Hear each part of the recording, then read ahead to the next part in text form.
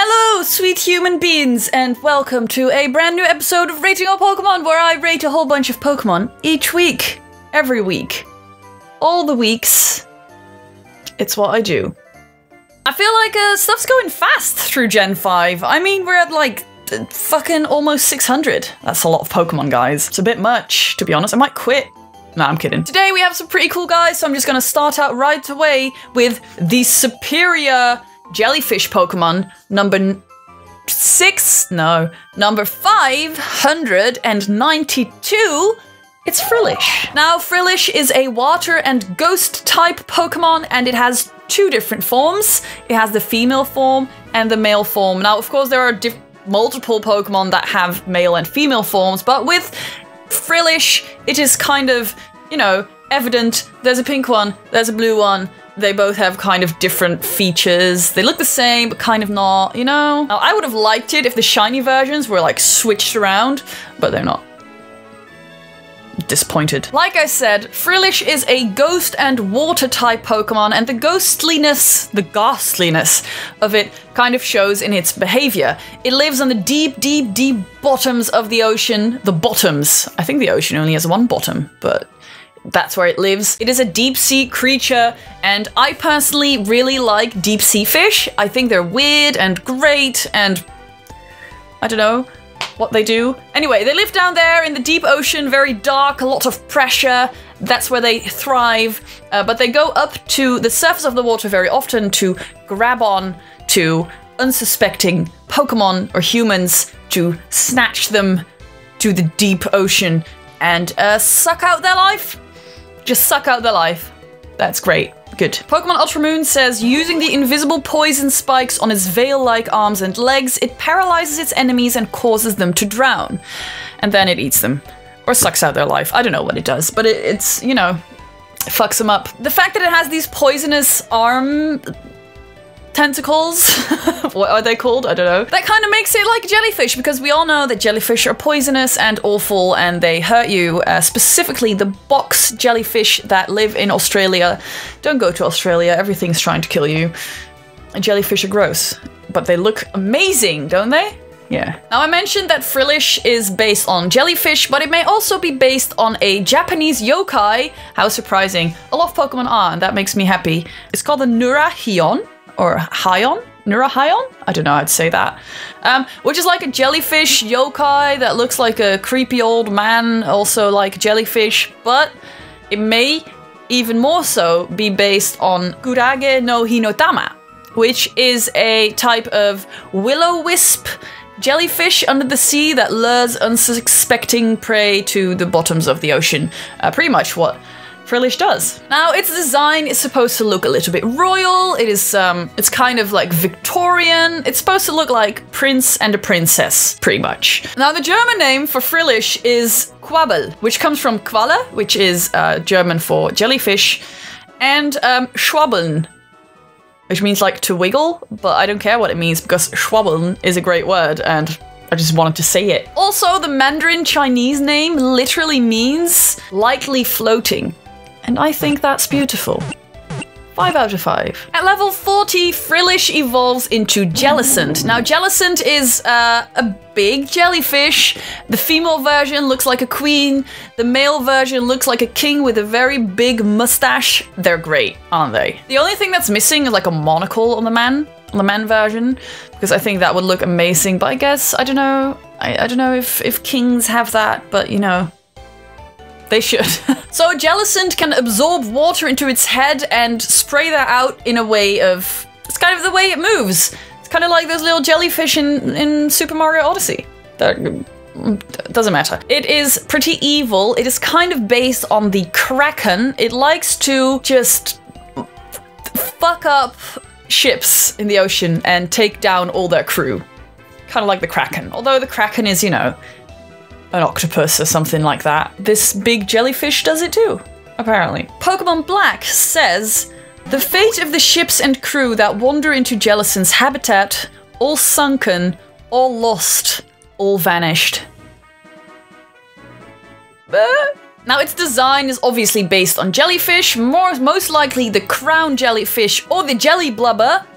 And I've never heard of that. I've never heard that word, but Jelly Blubber, I am down for that. What a great name. Jelly Blubber. And again, it's based on kings and queens. By the way, it looks kind of Victorian, big collar, big moustache. Big boys.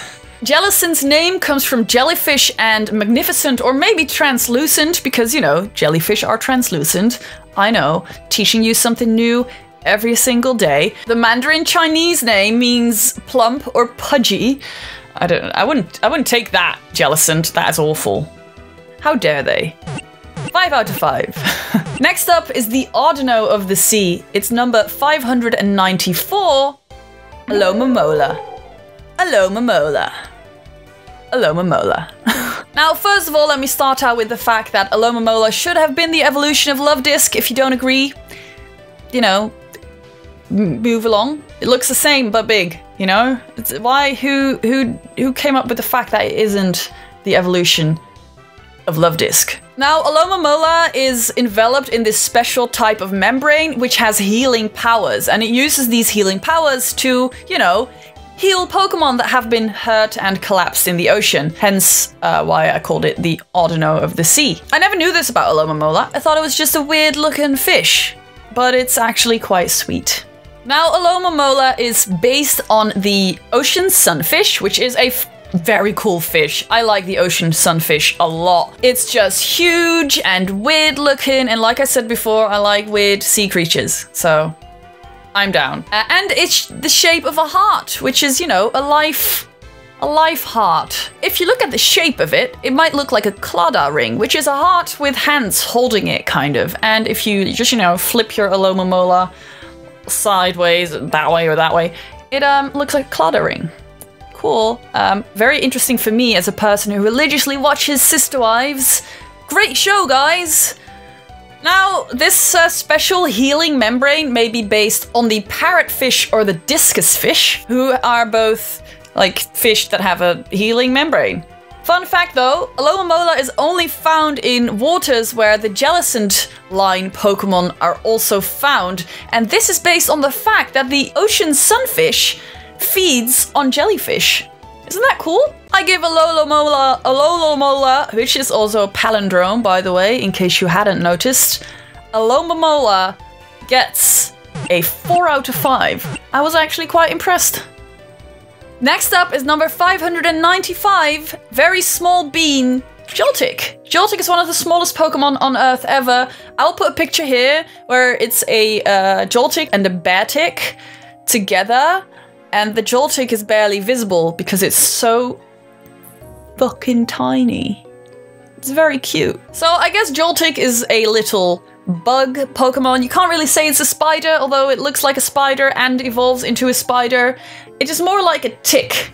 And the reason for that is because it's so tiny, it doesn't really have a lot of electric capacity, because it, you know, it's tiny as fuck. It latches onto enemies like a tick and sucks out their energy. Or not their energy, like their static energy. It like feeds on that. Even though it has the characteristics of a spider, it's more like a tick. And ticks are gross, but Joltik is cute.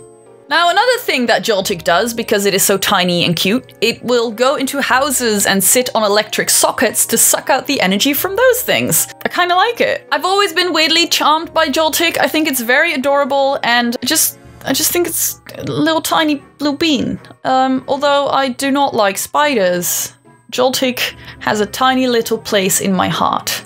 Very tiny though. Very, very tiny place. Because it's small. 5 out of 5. At level 36, Joltik evolves into Galvantula. Now, Galvantula is a spider. It is based on a tarantula. It is an electric tarantula. It is huge, especially compared to Joltik, the tiny little fluffy creature. Galvantula can create a type of silk that is filled with electricity, and it uses that to stun its enemies and then feed on them. Oh. Getting eaten by a very large electric spider is not the way I want to go. Pokemon Y says they employ an electrically charged web to trap their prey. While it is immobilized by shock, they leisurely consume it. No. Galvantula is based on a tarantula, and its name comes from galvanism, which is the muscle spasm you get when exposed to electricity, like when you get shocked, your muscles tense, and that's called galvanism. And of course, tarantula. I give Galvantula a 4 out of 5 because it is a spider after all, and that is a kind of creepy. Thank you so much for watching, my dudes. I hope you enjoyed this video. I really like these Pokemon. I think they're interesting and cool, and they deserve some love. So go give them some love, especially Alomomola, who does not get any love. Probably because it looks weird, but you know. What can you do? I wish you all a very, very, very, very good week. Spring is starting, at least where I live. Sun is coming out. I'm currently in LA while you watch this video, so, ooh. Worked ahead, guys. Aren't you proud of me? I am. I'm proud of me. Have a really good day. Goodbye.